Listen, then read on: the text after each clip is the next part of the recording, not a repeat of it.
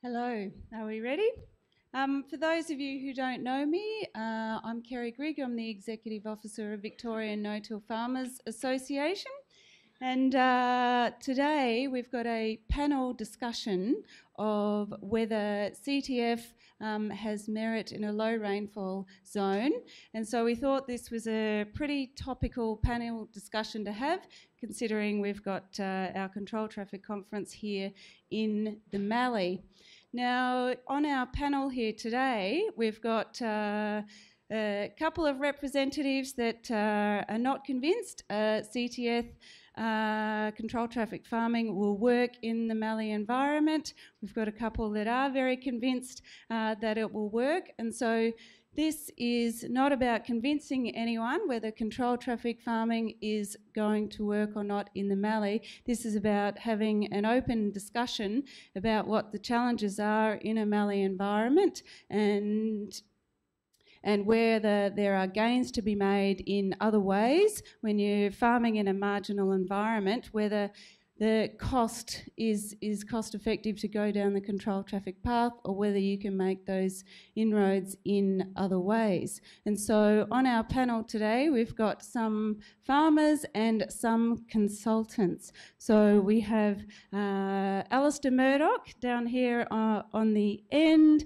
We have Andrew Wiley, Mark Nolte, Mark Elliott and Ross Watson. And we have Andrew Newall who will actually chair this discussion. But essentially I'll ask each of our panellists to introduce themselves, what it is they do, where they farm and their reasons why they have gone down the CTF path or have not. And perhaps I'll hand over to Alistair Murdoch to start off with. Thanks, Kerry. Alistair Murdoch, farmer north of Piangle. I guess the progression for us has been no-till farming since 2004 and being involved in Vic No-Till, often surrounded myself with Wimmera farmers or those farmers that were doing control traffic. And one of the key messages that was sort of reiterated to me with my involvement with Vic No-Till was that no-till was half the story and control traffic was the other half to making it all work.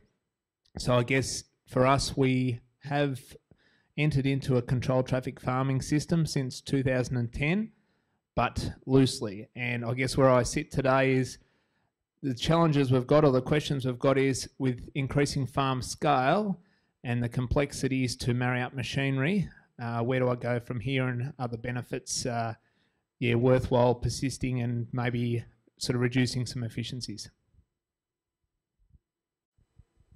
G'day, I'm Andrew Wiley. I'm both an agribusiness financial consultant and a farmer in the Southern Mallee and Northern Wimmera regions of Victoria. I presently run a 9-metre controlled traffic system. We've sort of fudged our way into it over the last 5 years as our farms expanded from 700 hectares to 2,150 odd now. So we've gone through the process of running a 2-metre and 3-metre combined system, dropping joules off tractors or running a whole 3-metre and a 2-metre system separately on a primary wheel line. We've experimented with things like dropping chaff in wheel tracks, etc. So I've had a little bit of experience in it, and I'm one of those people that's not actually hamstrung by my old man. I make all the decisions, and therefore I make all the mistakes, which has led me to where we are today. I believe that controlled traffic does have a place in the Mallee, and it can be done very, very cheaply, and the financial benefits of it are well worth pursuing if we can get your head around matching machinery widths, fine spacings, etc. It can provide a great benefit. Hi, I'm Mark Nolte. I'm a dryland farmer from Carwalk, which is just 30 kilometres south from here, basically. So I always say there's low rainfall areas and there's us. Look, I'm relatively, when I say relatively new, I used to be a chartered accountant for the first part of my working career, and the second half has been home on the family farm. So I came back with not a lot of preconceived ideas, and there's been massive change on our farm and the Mallee in general, I guess, in the last, or in that period, really. And I don't know, we crop about 6,000 hectares, and we run some, I think they were referred to before as woolly vermin. They're still a big part of our family business, and I don't actually see them going anywhere anytime soon. Until I was asked to be on this panel, to be completely honest, controlled traffic, it's not a topic that we'd even discussed in our business. So, like I said, though, I'm open to new ideas, and I've listened today, and yep, it probably does have a fit, but I'd need a lot of convincing, I think. Yeah, Matt Elliott from Nandaly, about 190k south down the road. Farmer and consultant as well. Currently not controlled traffic, but in saying that, certainly open to the idea and believe there are benefits to be made with it, and there's research to go with that. In sands, I guess there's a few questions that that I'll need answering, I guess, on and issues that other farmers are seeing, and that's stopping the take up of it. Extension may be able to help that, but also run 1,000 head cattle feedlot as well. So even by saying that, I think if you can get into controlled traffic, you know, there's going to be compromises in some systems, but sure, the case of doing something is better than nothing.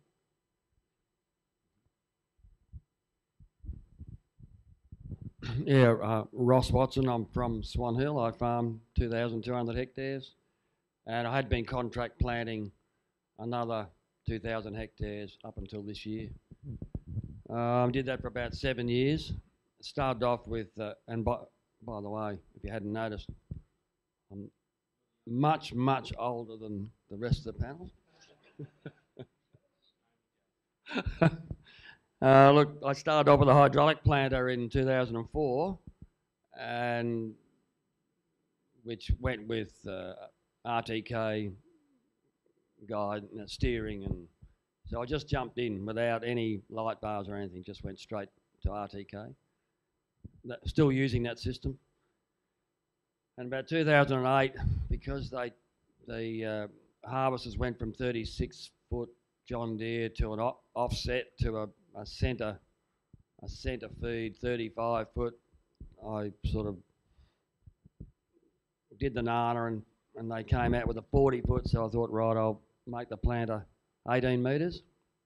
Did that for 2 years, but thought I can still do better, so I went and bought a NDF disc that comes out of Narromine, and the reason for that was to try and get this controlled traffic right. The 18 metre was fine, but it was a bit inefficient trying to get back on the tracks after the first swathe of every block, and it was very hard to shift around because it was 18 metres, and so the 12 metre, even though it was expensive, was the way to get me onto full control traffic. So in 2010, instead of having 3 metre and 2 metre, it was all 3 metre. The only thing I haven't done is the chaser bin, and it has to get off one track, just one wheel off to pick up. But the farm's all set up to drive the full length of the runs, and there's roadways at the end of every block and that sort of stuff. But so to me, it's taken about 4 years with the disc to see a large change in the soil health. It's to do with the biology as far as I'm concerned. And I tend to farm with a low input. I don't plant with urea. I will top dress a little bit. And the disc suits the system of cover crops and using plants to circulate the nutrients rather than coal steel. And I'm still bewildered why a disc works. You know, my upbringing was to rip and tear, but the disc has got a more gentle mode of action, and surprisingly it works. And so that's where I'm heading. But I can see a lot bigger improvement yet.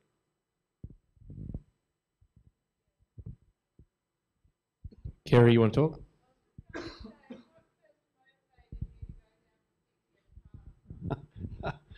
probably the Vic No-Till. This was not a Dorothy Dix question either, but Vic No-Till organised a trip up to Jamie Grant's up on the Darling Downs, and we travelled all around this little bus, and all we saw was controlled traffic everywhere and disc planters, and yeah, it really opened my eyes, and I thought, wow, we can do this. But I will go back many years before that. To me, it's to do with the cover. It's not much to do with the mechanical part of farming. It's the cover on our soils, because we're such low rainfall up here. We need everything going for us. So I went to Fraser Island with my kids. I've got 4 daughters, and we travelled around Fraser Island for a couple of days, and we went to a place called the Coloured Sands, and it's sort of on the northern part of the island. And bugger me if the sand wasn't yellow and red, and which was similar to the Mallee. And it had these, and there was water running out of the sands, and it runs out of the sands into the sea. And of course that island's pure sand. There's no clay, there's no rocks or anything, it's just pure sand. And there's these huge kauri trees growing on it, and I thought, wow, it's all about the cover and the moisture and the rain, of course. But so I came back and that was in 1987, and that's why I've been farming ever since, to try and keep as much cover. And controlled traffic just obviously fulfills all those needs. So yeah, I just reckon that we've got a long way to go yet to get total cover. So, I mean, with this panel today, it's about questions from the floor too. So if anyone's got a question, just fire your hand up and we'll get a microphone out to you. But Doc, I might throw to you your term loosely doing controlled traffic. Can you elaborate on what you're trying to do, and then probably where you see your potential to go? Yeah, so I guess from a Mallee perspective, I didn't want to spend too much cost in terms of getting into controlled traffic, but I had it in the back of my mind through discussions with Vic No-Till. So when it came to the point of changing our header over in 2010, like Ross said then, we had the capacity to get a 40-foot centre mount John Deere front. So that started the ball rolling. It was fairly easy to adapt an air seeder bar we had at that stage, which we still have today, which is 40 feet.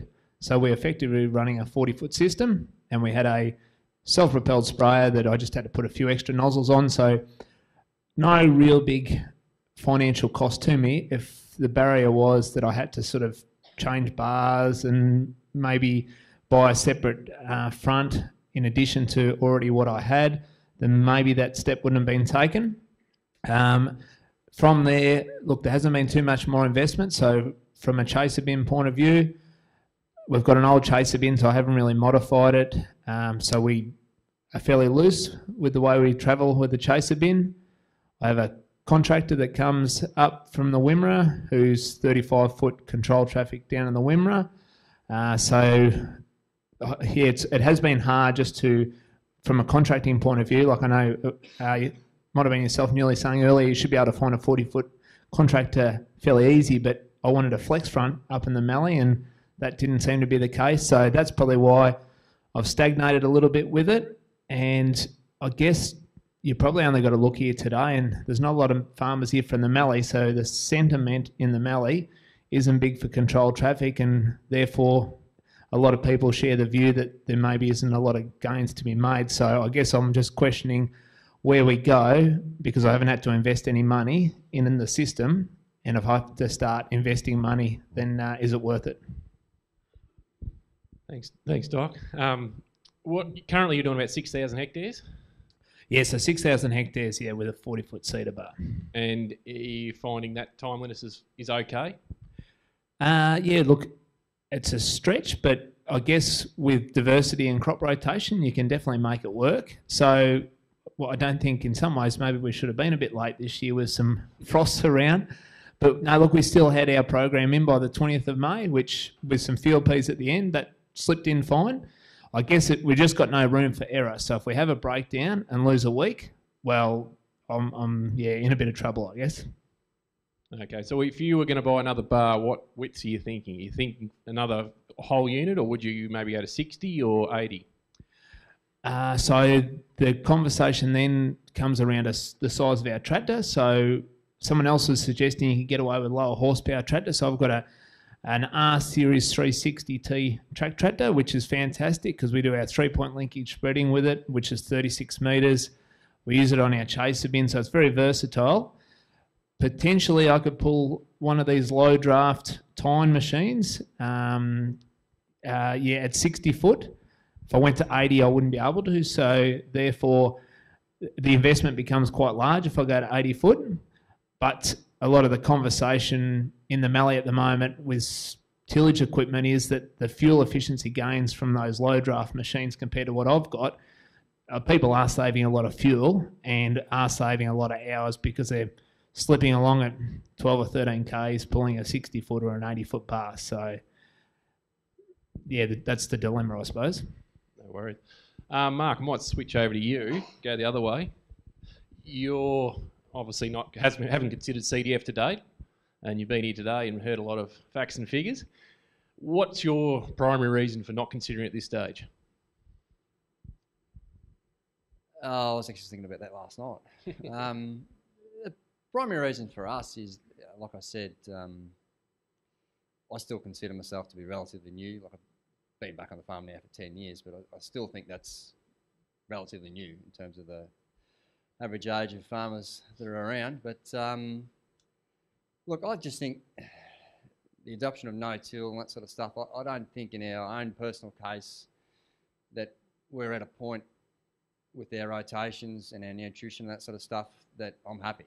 You know, I still think we've got, how to put it, more gains financially to be made and getting these key components right than going down the controlled traffic path. Look, don't get me wrong, the photo that was up earlier in the day at Geraldton showing uneven crop emergence and that sort of stuff, I see that every year. Look, I know that there's no doubt we would get some benefit out of controlled traffic. It's just not, I don't know, it's just not high on the priority list. It's down there, but it's nowhere near the top for me at the minute. Yeah, that's fair enough. Oh, Jeff, you got a question?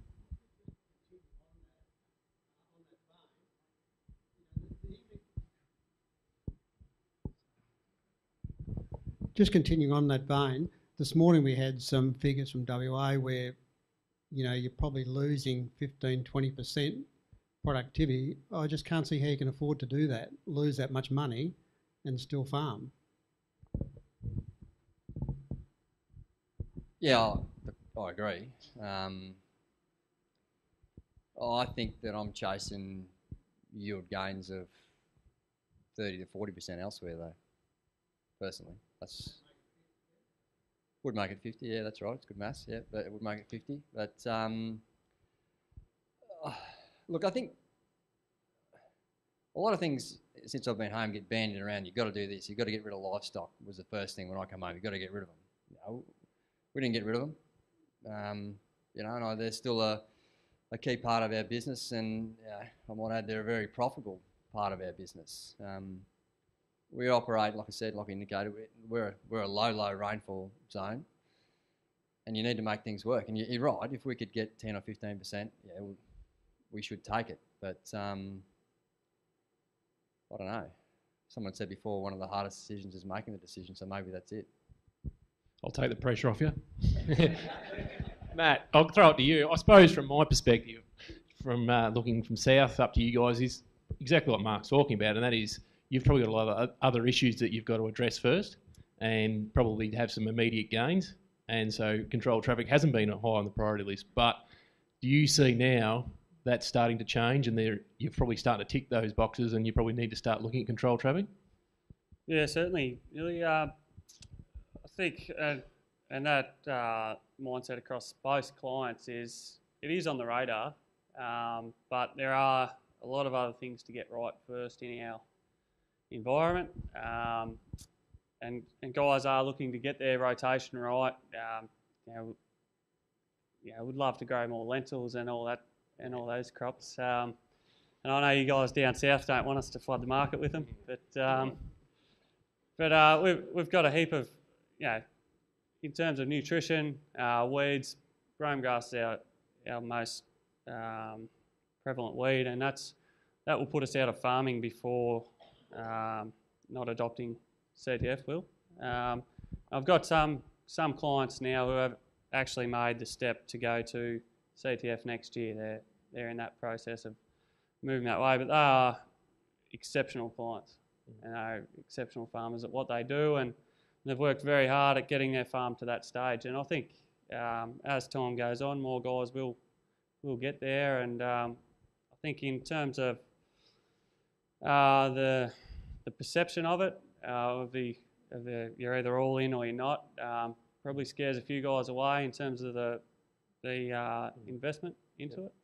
And I think guys need to slowly work in our environment, because we can have some in an unpredictable environment that we're in, and low crop yields. It only takes 1 year to set you back a fair way. So that's probably my next question for you, everyone but Ross, because you're there. Do you think the rigid thinking that comes through, I suppose the message with controlled traffic, it does scare a few people off, and they're, I suppose, a bit reluctant to step into it in the mallee, because they're thinking, well, if I go down this path, I invest in 40 foot, and then I realise it's not what I want, I've invested a lot of money and it's not going to work for me, I've got to change again. Yeah, I think that mindset scares a lot of people off. Absolutely. Ross, I know you want to get the microphone. Yeah. But I think that is one of the issues. Well, look, I've done it and it does work, but I'm not here to preach to everyone. The way I did it was it was mentioned the guy from WA who spoke, and those figures he had on the 18 metre back to 12 metre does work, because that's what I did. I just travelled faster. But to do that, I had to spend $300,000 on a disc planter. But then that ticked the box about no disturbance, which was cover, which is what I mentioned before. So that was a prime ingredient. So it's more efficient. And the thing that pulls the $300,000 unit on the back is only worth $30,000. The tractor's worth about 20. There's no jewels, and the old box, which has got a moving floor system, it delivers the seed. So you can do it, but my focus is on soil health. So that's all I'm trying to do with low input. So then I become then more efficient at farming in the mallee. That's what I'm trying to do. I don't want to put on more urea. I'd rather do it with crops. And the only way to grow good heavy cover crops is to plant them with a disc, because there's no detriment. Tines will just bound up on the heavy cover crop. So I've just got to enhance that a bit better. Yeah, look, I think one of the biggest issues to adoption, I mean, some of us aren't exactly flush with cash or starting out in the industry, so we can't make massive capital investments. In the mallee, with the scale that we've had to adopt to be sustainable or viable farmers, often we're running at 60, 50 foot gear already, and the transition into CTF is actually a step backwards to make the model work, and that is met with a lot of friction from the growers who don't want to be able to come back and ruin their timeliness of operation to come to a controlled traffic system. That being said, Doc's obviously doing quite a good job with a 40-foot bar, and I believe I could do up to 8,000 acres with my 9 metre system, but it's about being efficient with that capital is my drive for that. But yeah, that scale is what's the restricting factor through most of the mallee, I believe. Yeah, question. GRDC are about to throw a research project at the lower rainfall zone, which probably involve all of you blokes. Coming from a high rainfall zone and from South Australia, where we have no research being done since Tim Ellis did it in the late 80s, do you think that a research project where you hopefully will be able to get proof of concept and economic studies done to prove that there will be gains to be made and what gains are to be made will help you change your mind? Or is there still going to be a conservative background there of, oh, I don't know whether it's going to work or not? Yeah, I certainly think it'll help. Like I said, most guys have it on their radar now. It's just not that first or second priority right now. But certainly think if we can get some research to prove that it will will definitely work in this region, then that would help that move it up the priority list. I think there's some issues to overcome. One I know Paul mentioned earlier on with the wheel tracks eroding over the top of sandhills. Yeah, that's certainly a big issue, because how do we fill them? I know down in the Wimmera you guys can renovate and that, but if we renovated a sandhill over summer and didn't get any cover on it, it'll be gone the next day with a bit of wind. So they're quite hard to overcome that in our soil types. The Mallee is a highly variable place. Doc's got some good sand to deal with. I've got some. Ross has probably got some pretty good. A little bit. He's got pretty good country where he is there. So there's some of the issues, but if we can get some research into overcoming them, then it'd certainly bump it up on the priority list. Do you think that goes back to your comment, Ross, about using the disc for just cover? I plan my tracks, so I'll make it. The major thing that I do, perhaps different to some controlled traffic, is I do plant them, and they do grow. See, with a disc planter, you don't bring up clods and yonnies. It just grows. Surprisingly, it just grows. You've only got to put it in about 10 centimetres deep and it grows. And when it rains, the roots go down. And so in those very friable soils like sands, if that track's planted, then the rubber tyre runs on the track, but it's running on straw, not running on sand. So the idea is to get more and more and more cover.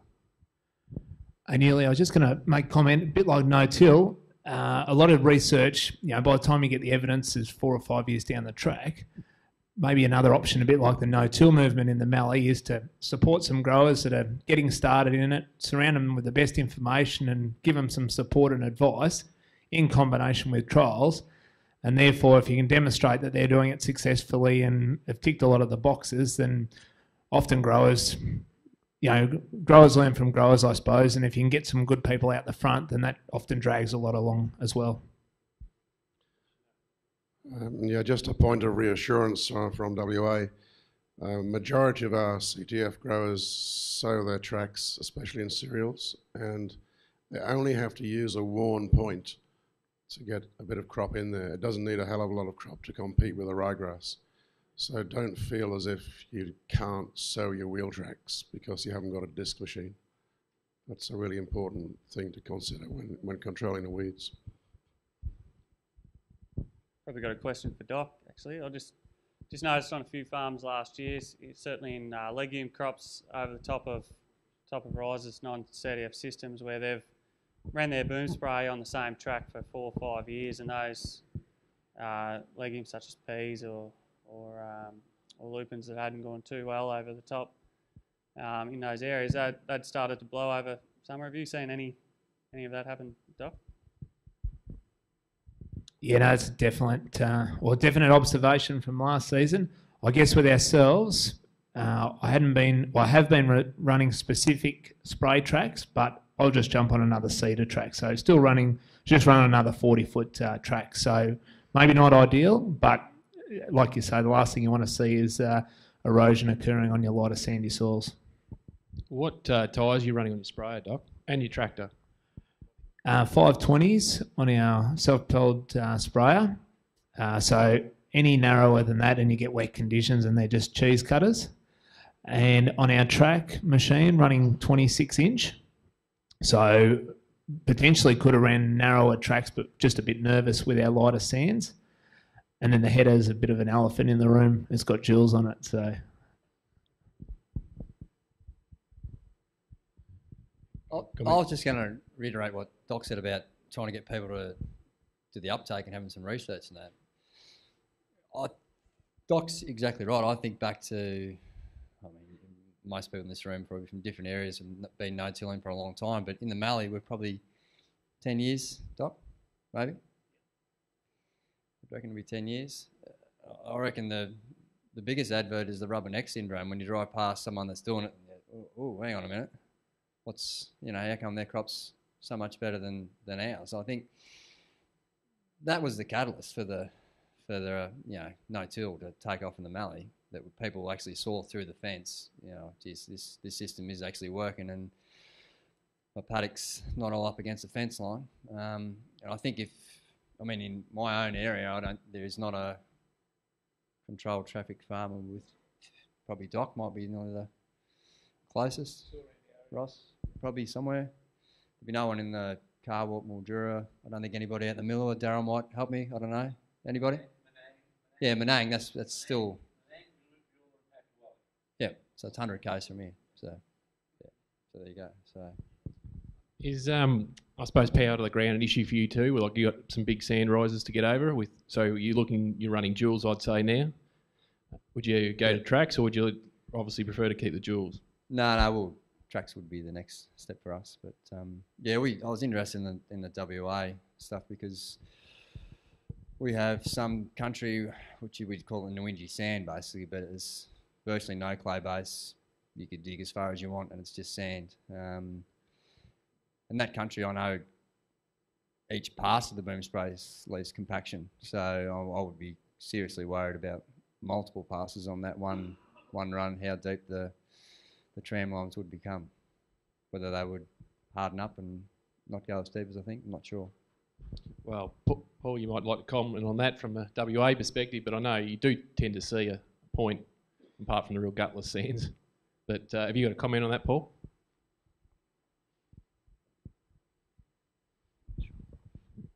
Basically, if you don't rip them up to start with, so if you take the point off to start with or shorten the point, or if you're ripping, you don't rip those, so you keep them as hard as possible.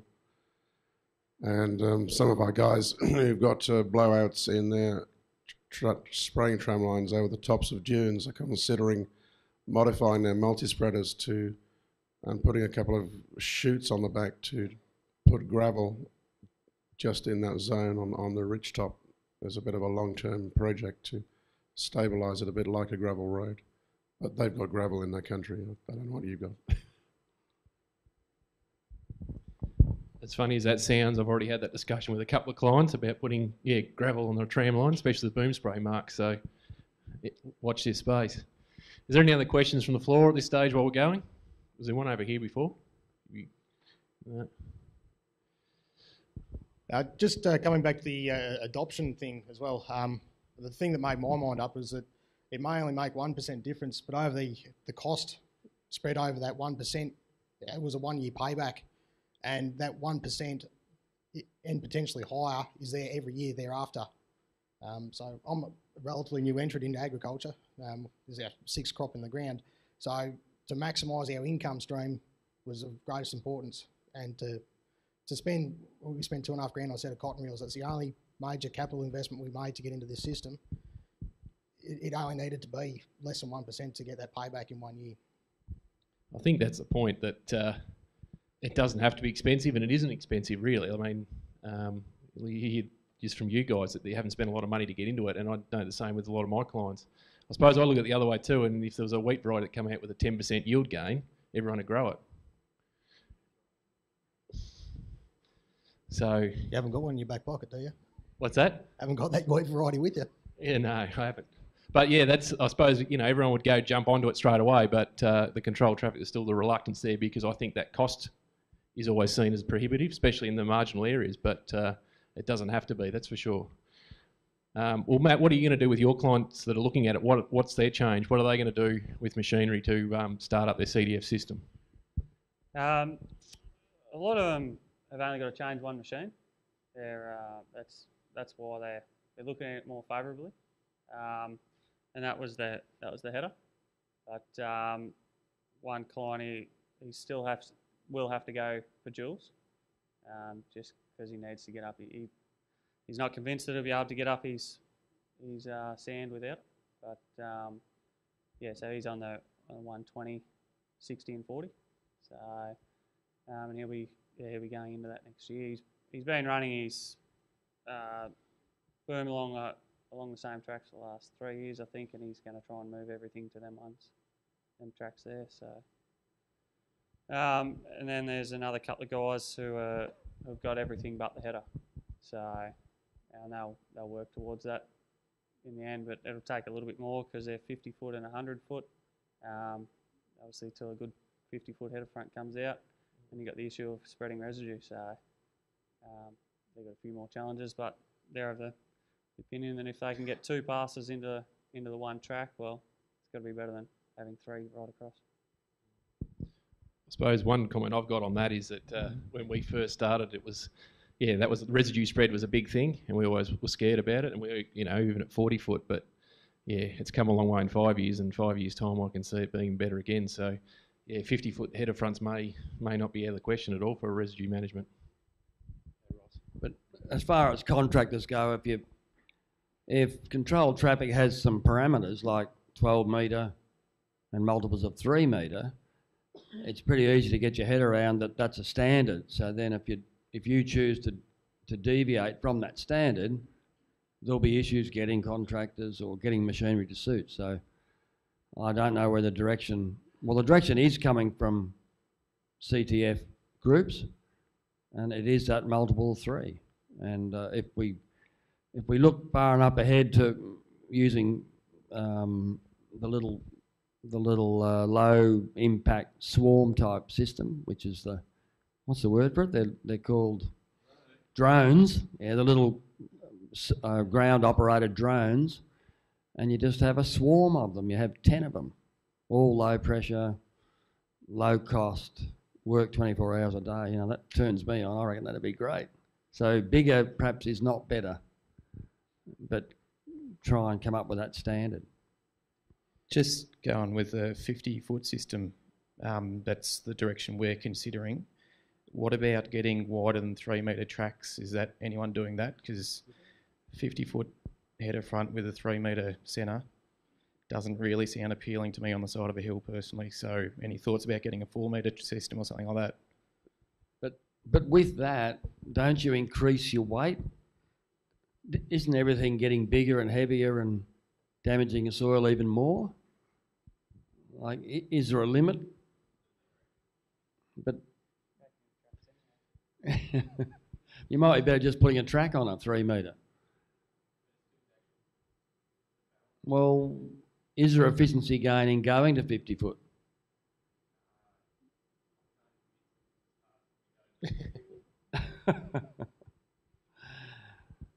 Look, I don't know. I just like the idea of perhaps smaller's better, not bigger. Platsy, you're in the room here. Well, I don't know. I think John might know more about that. The people are talking 3.2s and 3.4s and 4s. Look, I don't know. I just think you have issues moving up and down roadways, and look, I don't know where it stops. I think just get it efficient overall. I mean, with the controlled traffic, there are definite fuel efficiencies, definitely, and every year you do it, it gets better. So you're saving every time. Once you're on that system, you save. There is less weeds, and the guy from WA said that, and definitely less. So, and then you can drop a chemical out of the system. So you're actually producing grain for less. That's where I'm coming from. I suppose my comment would be we've got to forget a little bit about 3 metre or 120 inch if you're going to 52, because if you've got 50 foot versus 30 or 40, if you do run duals, your footprint's probably as a percentage of your cut width is probably similar to someone on 30 foot with a 900mm tyre. We saw earlier today in one of the presentations that perhaps there's an option to go smaller and run 2 tractors and 2 seeders instead of going bigger. Is there any merit in that, in fuel savings, for example? And I guess it's about timeliness and the acreage you've got to get across in the mallee. I think in terms of the fuel-wise, and Andrew might have some numbers on this as well, but with the new low draft machines going out to 80 foot, I've got a client who's got an 80-foot bar and he's only using 2.5 litres per hectare.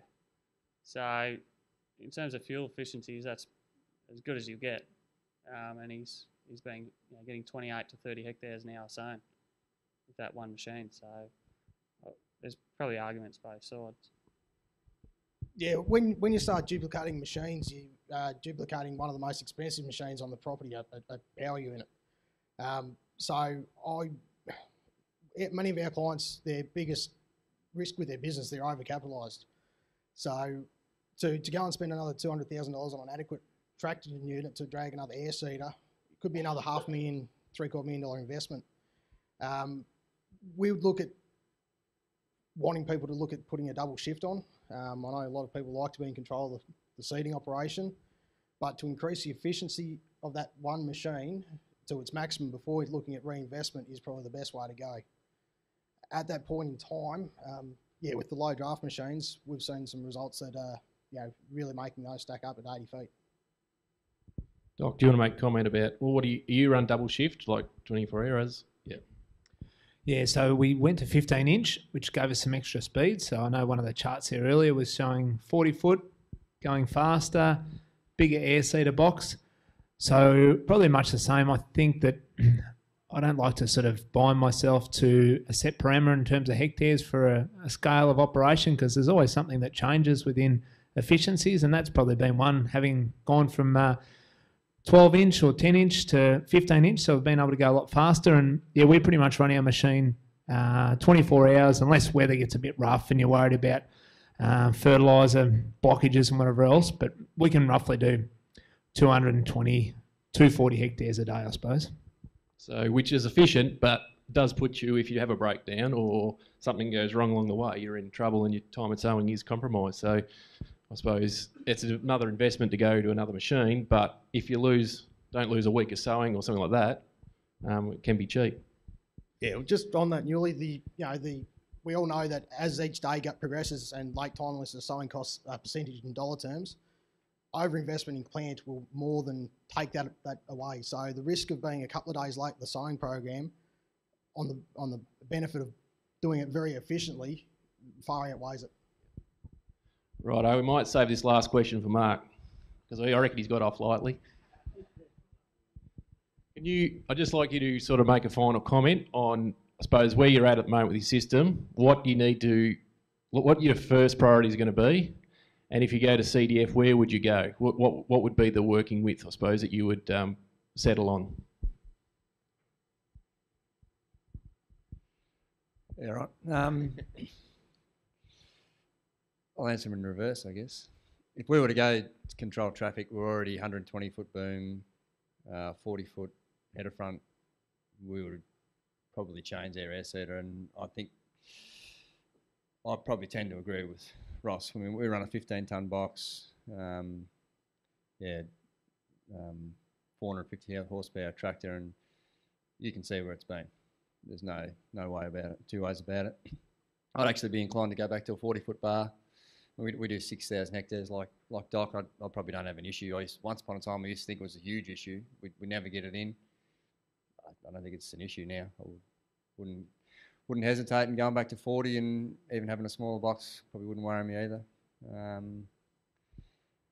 To get to controlled traffic, what we need to do, like I said, I fully get your point. 10% is 10%, and if you walk past, 100 grand in the street, you wouldn't not stop and pick it up, would you? So why aren't we doing it? But it's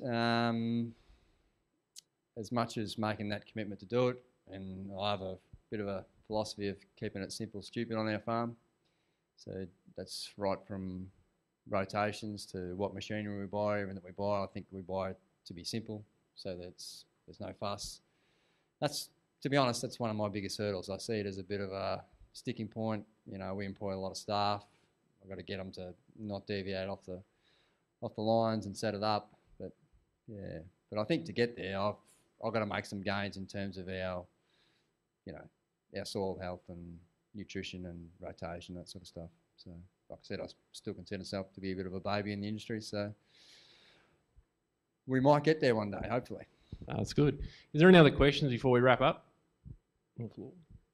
No. Well, on that then, I'd like everyone to put their hands together and thank our panel for their insights.